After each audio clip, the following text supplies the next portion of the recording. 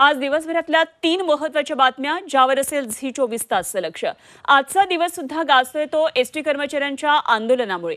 आज एसटी कर्मचाऱ्यांच्या आंदोलनाचा दुसरा दिवस आहे आणि ऐन गणेशोत्सवाच्या तोंडावर एसटी कर्मचाऱ्यांनी हे काम बंद आंदोलन पुकारले। त्यामुळे कोकणात गणपतीसाठी जाणाऱ्या प्रवाशांचे अतोनात हाल होत आहेत। राज्यभरामध्ये गावागावांमध्ये हाल होत आहेत, तर एकही एसटी डेपोमधून बाहेर निघत नसल्याने प्रवाशांचा मोठा खोळंबा होतोय। दुसरीकडे मुख्यमंत्र्यांनी आज संध्याकाळी 7 वाजता सह्याद्री अतिथीगृहावर या संदर्भामध्ये बैठक बोलावली आहे। तेव्हा या बैठकीमध्ये काही तोडगा निघतोय का याकडे सर्वांचं लक्ष लागलेलं आहे।